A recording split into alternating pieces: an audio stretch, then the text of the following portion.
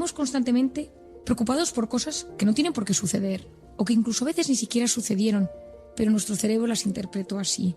¿Y si no apruebo? ¿Y si me despiden? ¿Y si no me aceptan en la universidad? ¿Y si mi pareja me deja? ¿Y si no tengo hijos? ¿Y si enfermo? Ese y si tiene un impacto muy fuerte sobre el cuerpo y sobre la mente. No olvides que solo puedes actuar, sentir y responder en el momento presente. Tienes que responsabilizarte sobre tu actuación y en ese instante sobre tu capacidad de proceder en el hoy y en el ahora. Vamos a empezar con el hecho de vivir enganchados en el pasado. El pasado aporta una valiosa fuente de información, pero no puede determinar tu futuro. El hecho de permanecer con la memoria anclada en el pasado, de retornar una y otra vez a algo que ya sucedió, puede originar en nosotros efectos que va desde emociones o sensaciones como la melancolía, la frustración, la culpa, la tristeza o el resentimiento, hasta la propia depresión. Todas ellas tienen un componente en común, y es que impiden el disfrute del presente. Al quedarnos estancados en el pasado, estamos impedidos para avanzar en la vida. ¿Qué hay en el pasado? En el pasado tenemos, por ejemplo, la culpa. Pocas emociones pueden resultar tan tóxicas y destructivas como la culpa.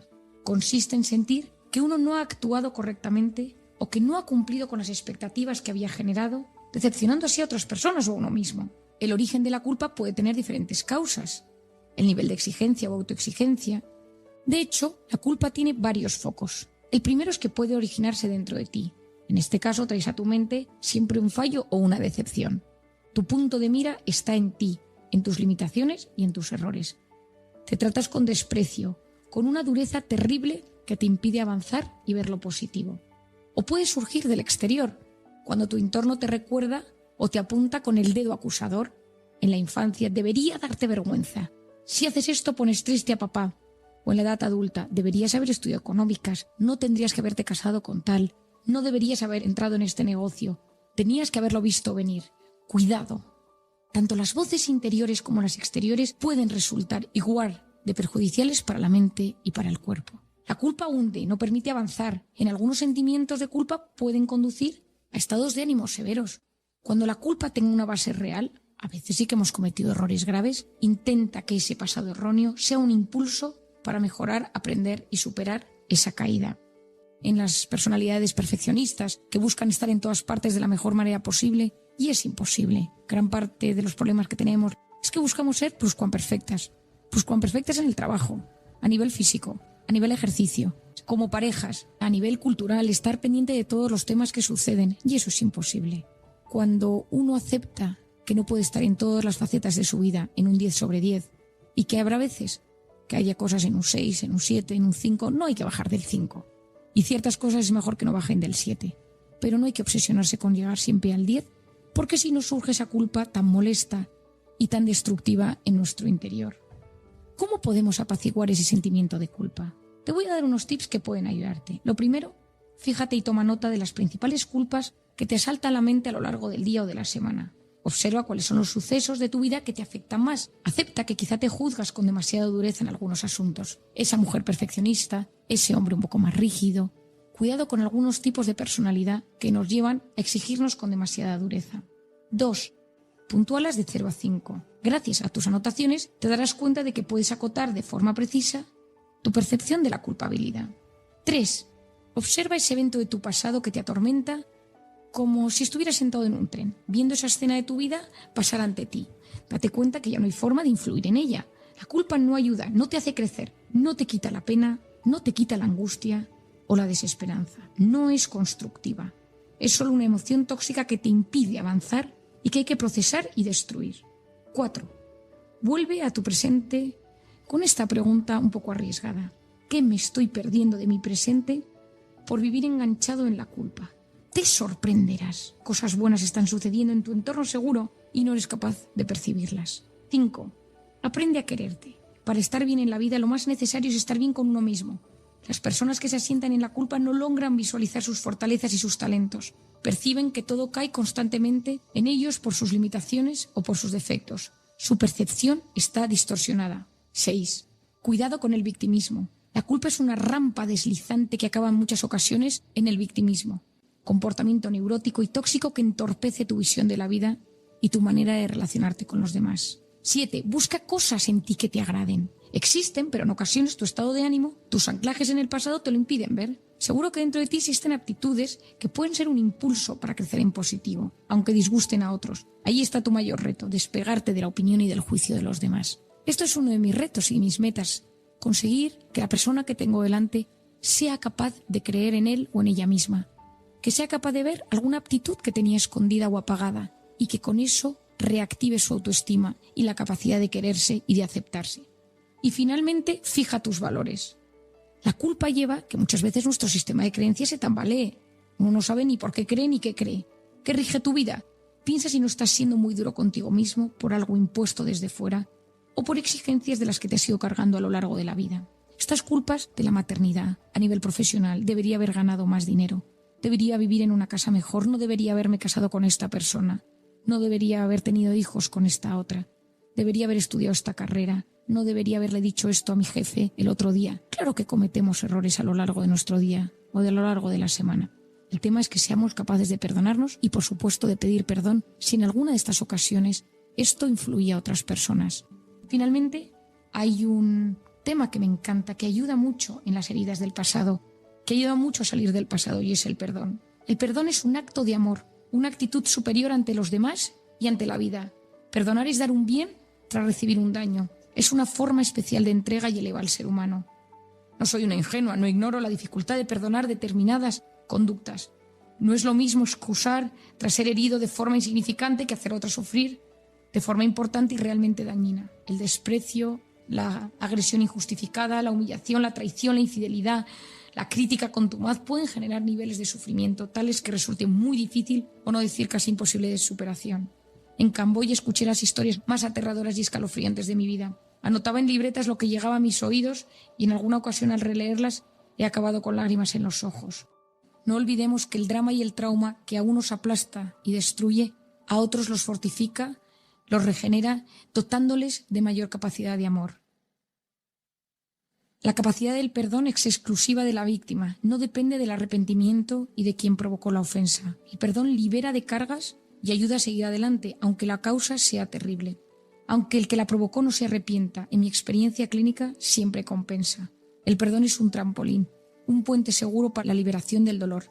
Perdonar es ir al pasado y volver sano y salvo.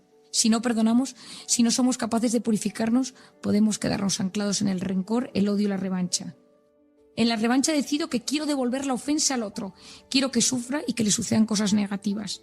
En el rencor me mantengo herido, apuñalado y no soy capaz de olvidar y superarlo. Si esto nos sucede, seremos incapaces de recuperar la paz y el equilibrio. ¿Y cómo perdono? Lo primero es que tengo que aceptar lo que pasó, no negar la realidad. Después, intentar comprender lo que ha sucedido con perspectiva. A veces somos protagonistas de algo ajeno donde no hemos podido intervenir de ninguna manera. La vida conlleva injusticias y complicaciones que no podemos controlar. Para perdonar tienes que trabajar tu nivel de autoestima. La capacidad de perdonar, de sobreponerse a la rabia, la sed de venganza o la autocompasión es propia de las personas que poseen fortaleza interior. Y luego evitar esos sentimientos de culpa. Cuidado con convertirnos constantemente en víctimas. Hay personas que ante una fatalidad se encierran en sí mismas y evitan progresar. Acudir a hechos pasados para autojustificarnos una y otra vez nos acaba enquistando. Mira hacia adelante. Si quieres perdonar, mira hacia adelante. Y luego no te olvides que para perdonar se aprende cuando a uno le han tenido que perdonar. Es un ejercicio sano rebuscar en nuestro pasado, reciente o en nuestra propia vida, el perdón de otros. No olvides que el perdón te hace libre, que el perdón es un acto de amor y que perdonar es ser capaz de mirar hacia el pasado, volver a tu presente y decir, todo está bien.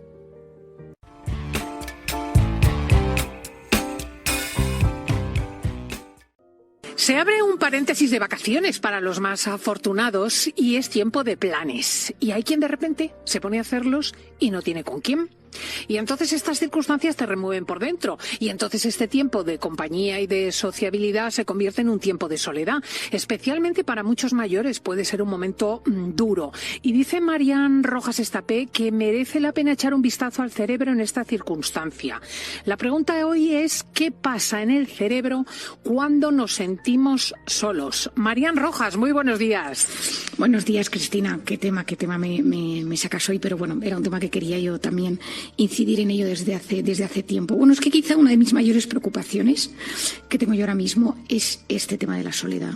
la sensación cada vez mayor del ser humano de sentirse solo. Es que es verdad que cada vez existen más factores que nos conducen a una sensación de soledad y aislamiento. Por mucho que estemos cada vez más conectados, la sensación es más de soledad.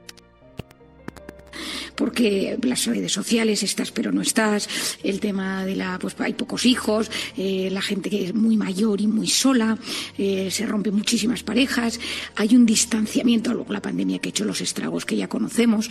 Entonces, la soledad es un tema súper importante. En el año justo desde la pandemia, el cirujano general de Estados Unidos, el doctor Murthy, escribió un libro que se llamaba Juntos, el poder de la conexión humana. Es un libro muy interesante, un poco técnico, pero en el que explica exactamente qué pasa en el organismo en la soledad. Es decir, qué está sucediendo en nuestro cerebro, en nuestro organismo, en la sociedad, qué pasa en grupos. Estados Unidos tiene todo un tema de aislamiento, de mucha gente sola, familias muy desestructuradas, y que esto se está convirtiendo en un problema muy grande. Verdaderamente es sorprendente, porque se supone que es la época de las grandes comunicaciones sociales. Me llama la atención que digas que tiene también una réplica fisiológica en el organismo. Bueno, mira, te voy a contar. El doctor Donovan de Harvard en el año 2017 publicó un estudio de 79 adultos que se les había preguntado sobre cómo se sentían de solos, su vida, etcétera. Y se les midió el amiloide que tenían en el cerebro. El amiloide es lo que está presente en el Alzheimer. Y se ha descubierto que casi todas las personas que han comenzado con Alzheimer tenían sentimientos de soledad. Tú ten en cuenta, Cristina, que la soledad no se mide. ¿No? Es muy difícil medir la soledad, porque tú puedes estar acompañado, estar en pareja, pero sentirte muy solo. Y tú puedes estar muy solo, paseando por la vida, y tener sensación de bienestar y de buena autoestima. Por lo tanto, la soledad se ha convertido en una vara muy difícil de medir. En Gran Bretaña, en Japón, en Australia, en Nueva Zelanda, está el problema que existe con esto, que se ha creado ministerios dedicados a la soledad. Es decir, hay ministerios dedicados a analizar quiénes son los rangos de personas por edad que son más vulnerables, los enfermos, las viudas, la gente, pues las madres solteras, lo que sea, los discapacitados, pero esa sensación de soledad. Y se ha ido estudiando. ¿Qué pasa? Que esto es brutal, Cristina. Sentirse solo, sentirse abandonado, activa el estado de alerta del organismo. Es decir, cuando tú te sientes solo o abandonado, tu organismo se mete en modo alerta. Para mis oyentes, que espero que todos lo sepan, se activa ese cortisol. Es decir, mi organismo entra en miedo, entra en esa sensación de supervivencia. Si encima esto se alarga en el tiempo, inflamación, deterioro de la salud, ten en cuenta que más de la mitad de las personas que se suicidan, que el acto es consumado, esas personas no tenían ningún diagnóstico de trastorno psiquiátrico, pero todas ellas se sentían solas. Es decir, la soledad está presente en todas las depresiones, en gran parte de las enfermedades neurodegenerativas, en gran parte de las enfermedades crónicas, por supuesto, en enfermedades psiquiátricas. Y tener esto en cuenta y tratarlo como un tema de salud pública. Es decir, a mí me parece que es un tema que debería, ojalá en algún momento en España también entre esto, como analizar, estudiar.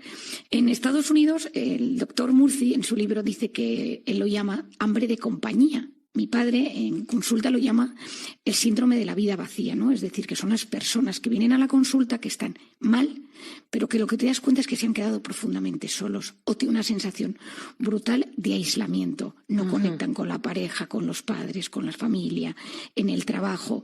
De hecho, en Japón tienen síndrome siempre con nombres curiosos por el japonés, Takotsubo, que tiene un nombre que por favor nadie se acuerde de él, pero que significa literalmente el síndrome del corazón roto, y fue descrito en 1990, que asocia la pena del corazón, me siento abandonado, me siento solo, me siento aislado, y esa es una pena tan abrumadora porque he perdido a un ser querido, porque estoy en pleno duelo, porque me han abandonado, me siento abandonado, y se ve cómo esto tiene efectos en la salud cardiovascular, en el estado inflamatorio del organismo, por supuesto en la microbiota, en el aparato intestinal, y puede activar enfermedades. Es decir, en el momento que sabemos que el dolor social, la soledad tiene este nombre, el dolor social, activa zonas del cerebro, activa el circuito cingulado anterior, la ínsula, genera cortisol, me mete en modo estrés.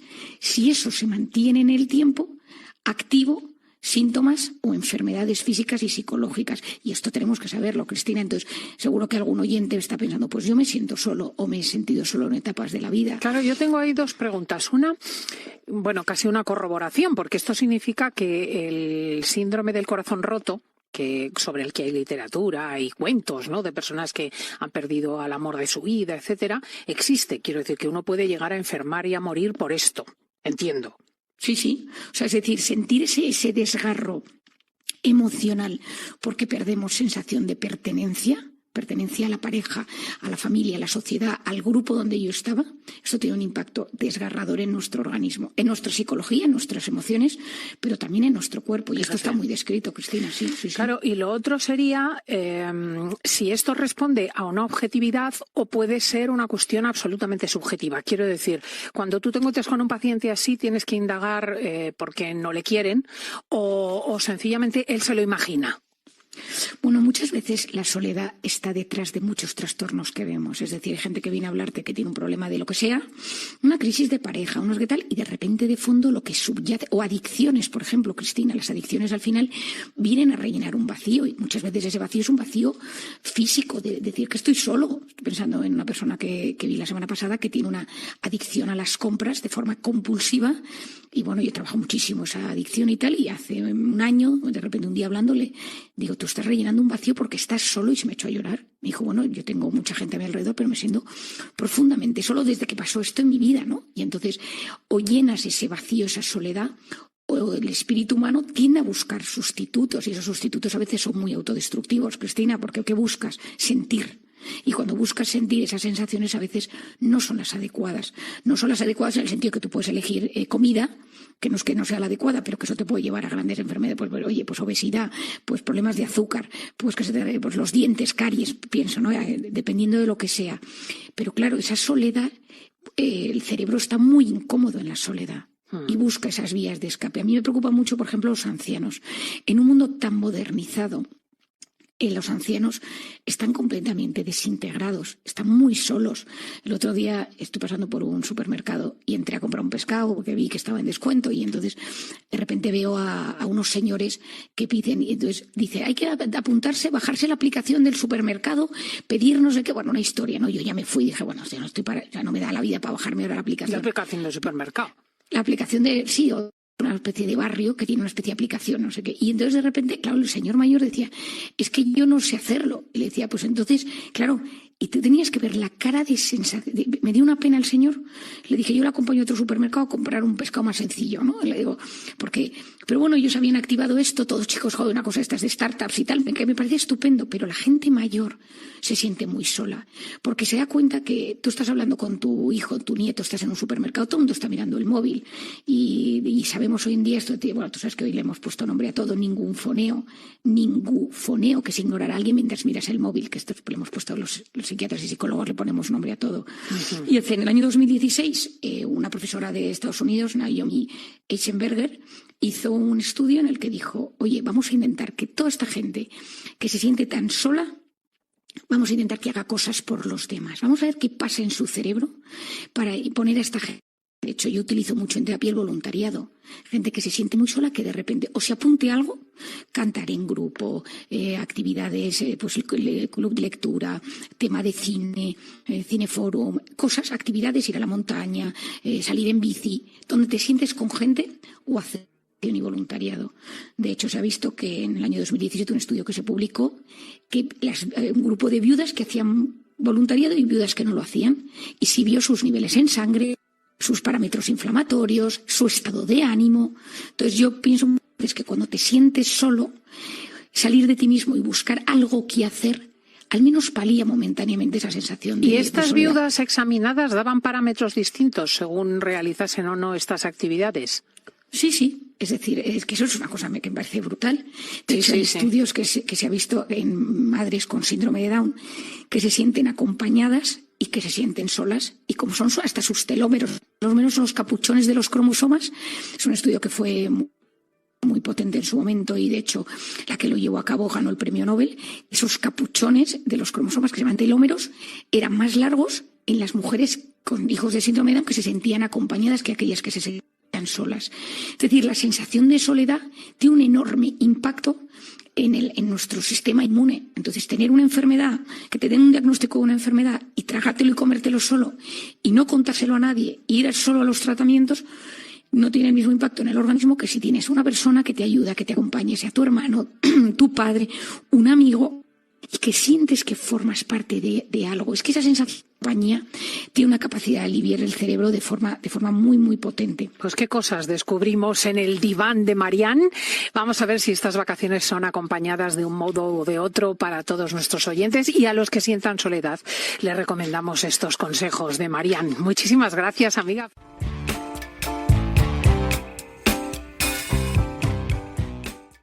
¿Cómo bajar esa intoxicación de cortisol? Lo primero de todo es el ejercicio. Una de las formas más efectivas para combatir el estrés, la ansiedad y la depresión es practicar ejercicio con regularidad. De esta manera fomentas la producción de serotonina y dopamina, hormonas que reducen la ansiedad y ayudan a combatir la depresión. ¡Ojo! El cortisol puede aumentar durante la práctica de algunos ejercicios especialmente duros, ya que el organismo puede interpretarlos como una amenaza. Además, sabemos que si el ejercicio se realiza en el campo, al aire libre, lejos del ruido y de la contaminación de las grandes ciudades, sus efectos resultan mucho más beneficiosos para el organismo. El ambiente en el que uno practica deporte importa, y mucho. La naturaleza y los seres vivos inducen en la mayoría de las personas un estado de bienestar, por lo tanto, si ese ejercicio lo puedes hacer al aire libre, eso te va a ayudar a bajar esos niveles de cortisol. La naturaleza nos ayuda a combatir las enfermedades mentales que podamos haber desarrollado, a concentrarnos mejor y a pensar con más claridad.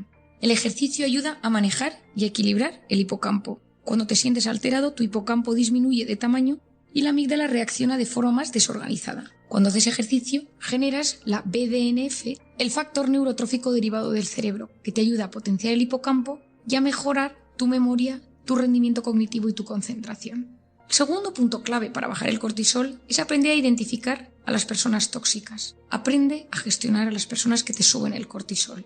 Y rodéate de personas vitamina. Hay un capítulo dedicado a esto en Encuentra a tu persona vitamina, pero te voy a dar unos tips sencillos que te pueden ayudar. ¿Qué sucede cuando estamos con alguien tóxico?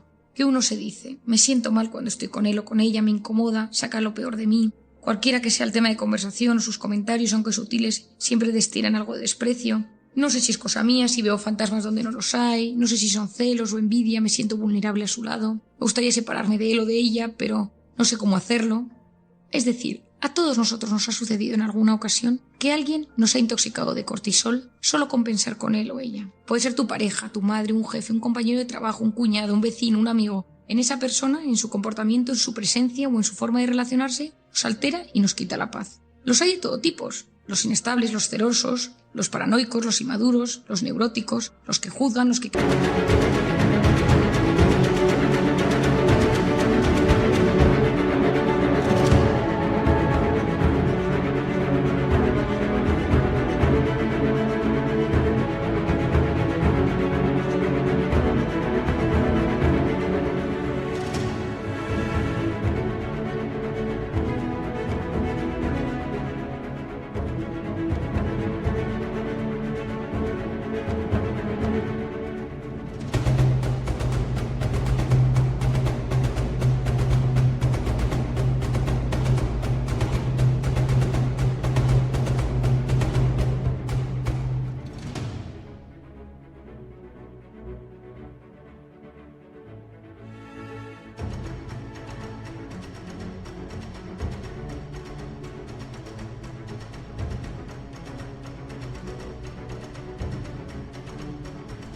critican, pero tienen la capacidad de desestabilizarnos, a veces en segundos, opinando mal, evaluando constantemente nuestras vidas, decisiones y comentarios. Se vuelven espectadores con derecho a opinar sobre todo lo que decimos y hacemos, y por lo tanto resulta muy difícil crear vínculos sanos con ellos. En ocasiones somos culpables al haber permitido que estas personas que sabíamos que eran así accedan a nuestro círculo más íntimos. No te olvides de una cosa, la persona tóxica se convierte en espectador de tu vida con derecho a opinar. Son expertos manipuladores y saben detectar con precisión los puntos débiles de sus víctimas. El tóxico, por definición, asfixia constantemente a quienes le sufren. En ocasiones puede ser de forma voluntaria y en otros no son conscientes. No confundamos a una persona que está pasando un mal momento con irritabilidad o cinismo puntuales y otra que de forma constante despliega todo su cortisol a quien le rodea. Te voy a dar unas claves para gestionar a esa persona tóxica. La primera es que la identifiques. Tienes que saber quién es esa persona que te modifica tus niveles de cortisol solo con que te llame, con pensar en ella o con que te la cruces en el camino. La segunda es que seas discreto con ella. Pueden usar la información que les des para anularte o hacerte daño. La tercera es ignorar su opinión. Así serás más libre frente a sus palabras y comportamientos. Relativiza también su conducta, no le des tanta importancia. Depende de ti que te influyan. Sin enfrentarte directamente, aprende a ponerte un impermeable psicológico por el que resbalen miradas de desdén, comentarios sarcásticos o críticas incisivas. Por otro lado, intenta olvidarte de esta persona. Este es el cuarto punto. A veces tienes que olvidarte de ella, sacarles de tu mente. A veces se ha convertido en un tema obsesivo. Quinto, si no puedes olvidarte porque forman parte de tu vida, tienes que aprender a convivir con ellas. Y en estos casos, a veces tienes que pedir ayuda a un profesional. Si está en el cuadro de tu vida, adáptate, pero no repitas con esta persona estrategias erróneas. A continuación, pregúntate, ¿es un tóxico universal? Es decir, ¿es de esas personas que vive enfadado con el mundo y tú eres uno más? ¿O se trata de un tóxico individual, que curiosamente solo te afecta a ti? Tras este paso, haz un análisis en desmenuzar la raíz de la toxicidad. Intenta analizar aquello que te causa inquietud en tu relación con esa persona. Es decir, ¿qué sucede en ti cuando le ves? ¿Surgen sentimientos de inferioridad, de debilidad, de rabia, de temor, de ira? Sé en lo posible tu propio terapeuta, con papel y lápiz incluso, y avanza en el diagnóstico. Intenta comprender a esa persona tóxica. ¿Qué le sucede? ¿Por qué me trata así? Y finalmente, intenta perdonar. No siempre es fácil. Perdonar es un acto de amor y es ir al pasado y volver sano y salvo. Si quieres salir de ese círculo de personas tóxicas, ten cerca a personas vitamina. Son las que producen el efecto contrario a las tóxicas en la mente y en el organismo. Son capaces de alegrar el corazón en segundos. Recomiendo tener a mano personas buenas y alegres, con intenciones sanas, que fomenten y enriquezcan nuestro equilibrio interior. Las personas vitaminas son aquellas que siempre tienen la capacidad de devolvernos la alegría de vivir. Tenemos que frecuentar su compañía todo lo que podamos. El tercer punto que nos ayuda a bajar el cortisol es la educación de nuestra voz interior. Es tener pensamientos positivos. Disfrutar de la vida exige ser capaces de relativizar lo negativo y saber disfrutar de las cosas pequeñas. Vivir en constante alerta, angustia o tristes impide encontrar la paz y el equilibrio. Y la mayor parte de las cosas que nos inquietan son un cúmulo de micro preocupaciones que sumadas alteran nuestro mundo interior. Para evitar la angustia que nos generan las preocupaciones, hay que sustituir esos pensamientos por ocupaciones o ideas constructivas y positivas. Ocuparnos de planes, aficiones, personas, salir del bucle tóxico en el que nos metemos a veces de forma inconsciente. Me encanta esta frase atribuida a Van Gogh que dice: si una voz interior te dice no pintes, pinta con fuerza y acá.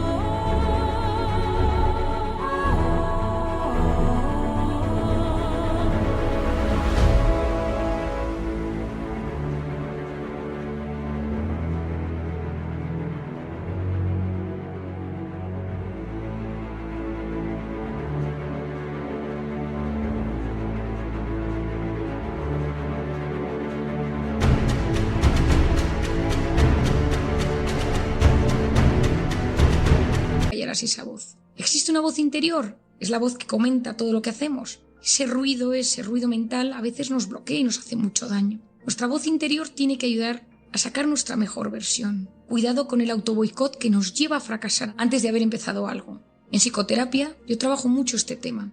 Conseguir frenar la corriente devastadora de pensamientos negativos que nos hunden y nos bloquean. Te voy a dar unas ideas sencillas para intentar no preocuparte tanto. La base de estas ideas consiste en reestructurar el cerebro y los automatismos que surgen en tu mente y te bloquean volviendo a ellos una y otra vez. Debes de ser consciente de que tus pensamientos son reales y existen. Por mucho que no te escuchen, palpen, tienen fuerza y capacidad de alterar. Me encantaría que al terminar repitas esta última parte incluso con papel y lápiz, y que el hecho de ponerlo sobre un papel te ayude realmente a desbloquear la angustia que te produce esa voz interior negativa. Pregúntate, ¿esto que me inquieta es sustancial o carece de importancia? Detente un segundo. ¿Puede ser que mi mente me esté engañando, agrandando o distorsionando este tema? Acepta que a veces tus pensamientos no dicen siempre toda la verdad. Pueden ser correctos, pero a veces falsean o manipulan. Lo segundo es ¿qué emoción me produce? Conociendo cómo somos, cuáles son mis factores de estrés, cómo es mi personalidad, cómo es mi estado de ánimo de hoy, ¿cuál es la emoción que yo siento? Y observa el impacto que cada uno de estos pensamientos genera en tu cuerpo.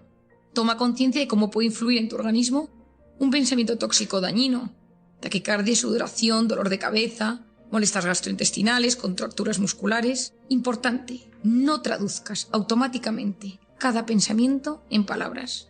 Uno es dueño de sus silencios y esclavo de sus palabras.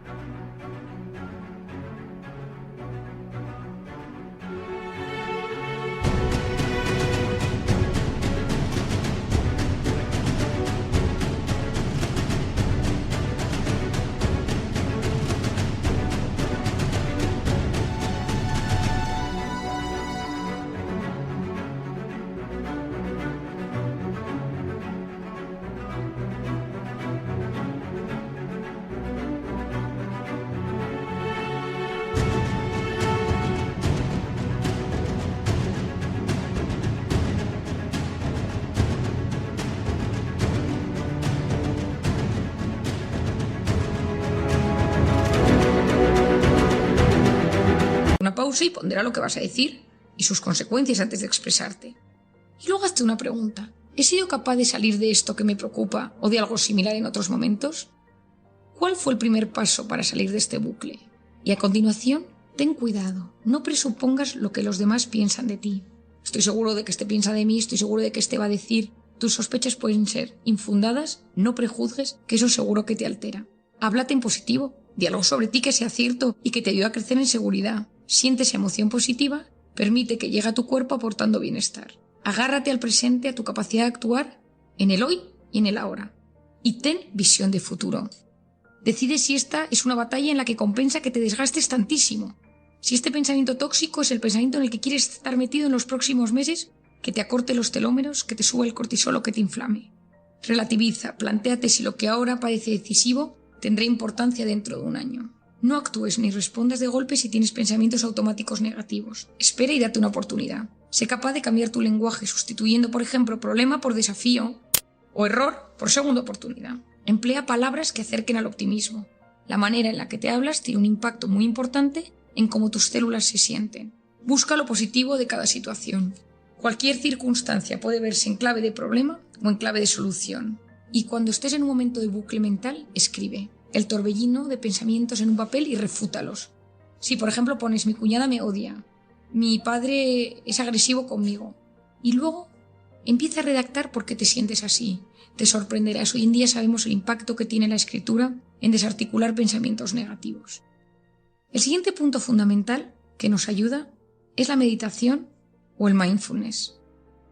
En lo más profundo de los seres humanos existen potentes medios de curación cuyo mecanismo todavía se desconoce. Me refiero a la introspección sana, a la meditación y a la oración de los creyentes. El mindfulness ha ayudado a muchísimas personas a aprender a respirar, y sabemos que las personas que son capaces de desconectar del bullicio y conectar con su respiración bajan los niveles de inflamación y mejoran su estado de ánimo. En pacientes oncológicos, en pacientes con enfermedades neurodegenerativas, en los hospitales están empezando a instaurar estas técnicas que ayudan a que las personas se relajen y se sientan mejor. No olvidemos que la dimensión sobrenatural o espiritual del ser humano posee un poder extraordinario sobre la mente y el cuerpo.